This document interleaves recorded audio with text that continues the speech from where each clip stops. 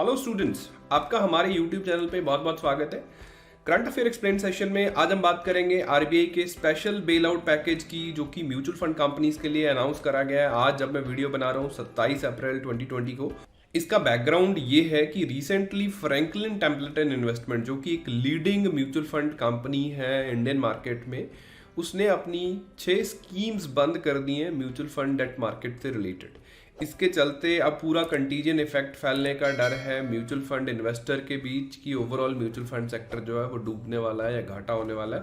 तो ये जो क्राइसिस है ये रियल इकॉनमी से भी जुड़ा हुआ है। राइट नाउ पेंडेमिक की हालात बने हुए हैं, तो इसको कंट्रोल करने के लिए रिजर्व बैंक ऑफ इंडिया सामने आया। उन्होंने एक बेल आउट पैकेज अनाउंस कर दिया 50,000 करोड़ रुपए का म्यूचुअल फंड कंपनीज के लिए।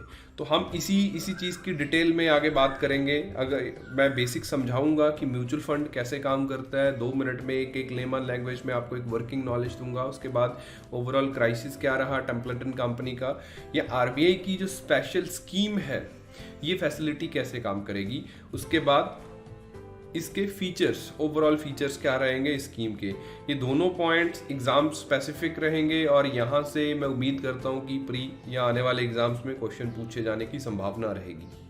तो इस वीडियो को अंत तक जरूर देखिएगा।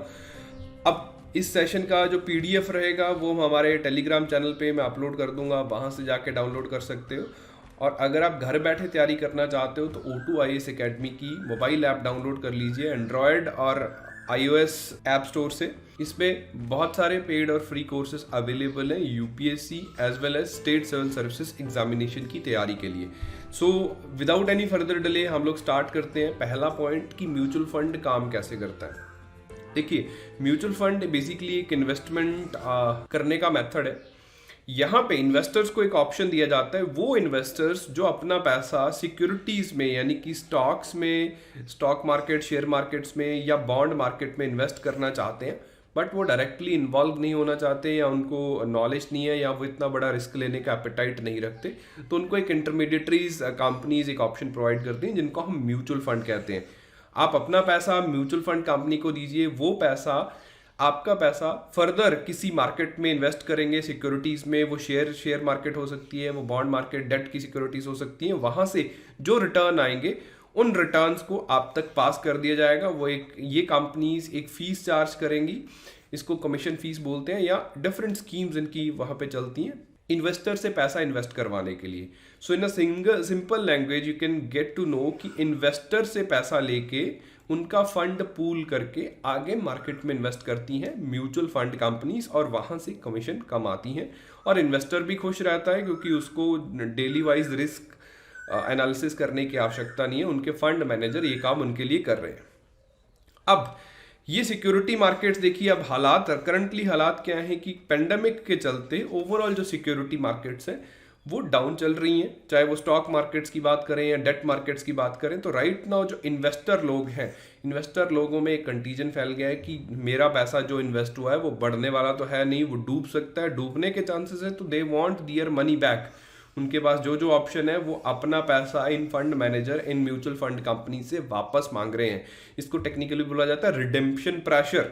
उनके पास जो भी इन्वेस्टमेंट इंस्ट्रूमेंट्स है उसको रिडीम करके वो पैसा वापस ले रहे हैं। और अब फंड मैनेजर के पास ये रिडेम्पशन प्रेशर है कि वो सिक्योरिटी से डिसइन्वेस्ट करें, जो कि कई बार ऑप्शन अवेलेबल नहीं रहता। सो ओवरऑल ये क्राइसिस म्यूचुअल फंड कंपनीज में फैल रहा है। सिमिलरली इसी क्राइसिस के चलते जो सबसे काफी बड़ी फ्रैंकलिन टेम्पलेटन कंपनी है म्यूचुअल फंड्स की, उन्होंने अपने 6 डेट इंस्ट्रूमेंट्स जो है वो विड्रॉ कर दिए हैं। अब इस विड्रॉल के साथ साथ ओवरऑल म्यूचुअल फंड इंडस्ट्री में एक कंटीजियन, एक संक्रमण, इन्वेस्टमेंट का संक्रमण फैल रहा है कि इन्वेस्टर को लगेगा कि अब म्यूचुअल फंड सही नहीं है। पहले तो म्यूचुअल फंड सही थे, अब म्यूचुअल फंड सही नहीं है, तो ये पूरे का पूरा सेक्टर जो है वो खतरे में आ सकता है।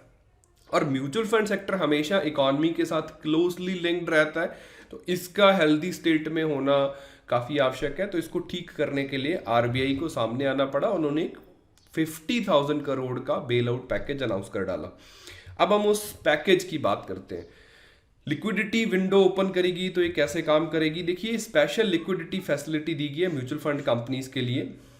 अब आरबीआई, मैंने आपको पिछली वीडियोस में भी बताया कि आरबीआई सीधा डायरेक्टली डील नहीं करता, ये बैंकों के माध्यम से लिक्विडिटी मेंटेन करने की कोशिश करता था। हमने बैंकों को इन्वॉल्व करा। आरबीआई सेड कि भाई 90 दिन के लिए मैं बैंकों को पैसा दूंगा, फिक्स्ड इंटरेस्ट रेट जिसको फिक्स्ड रेपो रेट बोला जाता है। हमने टीएलटीआरओ ऑलरेडी पढ़ा है, लॉन्ग टर्म रेपो ऑपरेशंस क्या थे, TLT targeted long term repo operations क्या थे।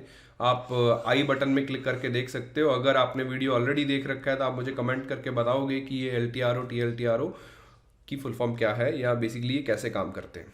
ये भी एक तरीके का लॉन्ग टर्म रेपो ऑपरेशन ही है जिसमें हम लोग 90 दिन के लिए बैंकों को पैसा दे रहे हैं और वो पैसा बैंक म्यूचुअल फंड्स को लोन एक्सटेंड करने में यूज कर सकेंगे। 11 मई तक का समय दिया गया है बैंकों को कि वो इस फंडिंग को अवेल कर सकते हैं ओवरऑल, या जब तक ये ओवरऑल 50,000 करोड़ की लिमिट एक्सीड नहीं हो जाती, दोनों में से जो भी जल्दी है। और ये पैसा म्यूचुअल फंड्स की लिक्विडिटी रिक्वायरमेंट के लिए यूज करेंगे बैंक। उनके द्वारा जारी किए गए, म्यूचुअल फंड्स के द्वारा जारी किए गए commercial papers, investment grade bonds में पैसा इन्वेस्ट करेगा बैंक्स, रेपो की तरह इन्वेस्ट करेगा। उनसे रीपर्चेज का एग्रीमेंट लिया जाएगा कि भाई 1 साल 2 साल 3 महीने 4 महीने के बाद या जो भी एक टाइम पीरियड है आप ये पैसा वापस हमें दोगे विद दिस पर्टिकुलर ब्याज, और ये पेपर हम आपको वापस कर देंगे। इस फैसिलिटी के अंडर टेम्परेरीली अभी जो म्यूचुअल फंड्स में रिडेम्पशन प्रेशर है तो उनको लिक्विडिटी मिलेगी, वो अपने रिडेम्पशन प्रेशर को थोड़ा कंफर्टेबली देख सकेंगे जब तक मार्केट्स नॉर्मलेंसी में नहीं आ जाती, इस पेंडेमिक से बाहर नहीं निकल जाती।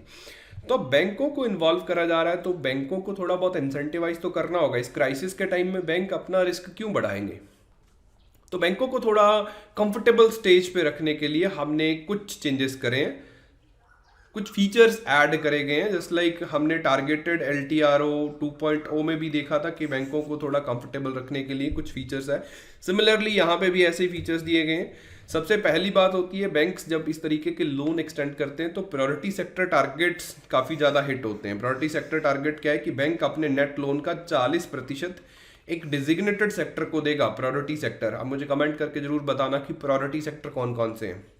फार्मिंग एक एग्जाम्पल है उसका, एजुकेशन एक एग्जाम्पल है, बाकी क्या आप देंगे। जब इस तरीके के और लोन एक्सटेंड करने की बात करी जाती है किसी पर्टिकुलर सेक्टर में तो बैंक जो है वो स्केप्टिकल हो जाते हैं कि हमारे तो ऑलरेडी प्रायोरिटी सेक्टर टारगेट्स हैं तो और हमें टारगेट्स दिए जा रहे हैं।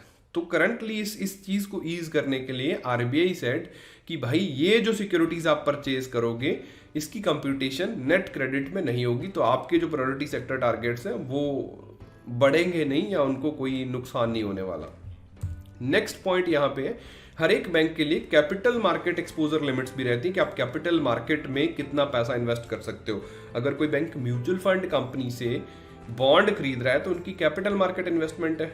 अब ये भी बैंक्स लगभग अपनी लिमिट पे इन्वेस्ट करके बैठे होते हैं, तो अब नया इन्वेस्टमेंट करना है तो ये लिमिट अगर एक्सीड होगी तो बैंक नहीं कर पाएगा। तो हमने बोला आरबीआई सेट कैपिटल एक्सपोजर जो लिमिट हमने सेट करी थी वो एग्जेम्प्टेड है, यहाँ पे उसकी आवश्यकता नहीं है। सो ओवरऑल हम कोशिश कर रहे हैं कि जो म्यूचुअल फंड पे रिडेम्पशन प्रेशर है, अब म्यूचुअल फंड पे रिडेम्पशन प्रेशर, लिक्विडिटी क्रंच ना आ जाए और ओवरऑल डेट मार्केट में और प्रॉब्लम ना आए, तो उनको एक बेल आउट पैकेज दिया जा रहा है। उम्मीद यही रहेगी कि कंटीजन इफेक्ट जो है ओवरऑल मार्केट का वो कम रहे। जो फाइनेंशियल कंटीजन फैल रहा है, वायरल कंटीजन तो ऑलरेडी फैल ही रहा है, फाइनेंशियल कंटीजन ना फैले और इकोनॉमी जो है दोबारा बाउंस बैक कर जाए जब हम पेंडेमिक से बाहर आएंगे। इस एक्सप्लेन सेशन में आज इतना ही। अगर आप कोई और टॉपिक पढ़ना चाहते हो मेरे से तो मुझे कमेंट करके बताइए, मैं उस पर भी वीडियो बनाऊंगा। Thanks for watching this video.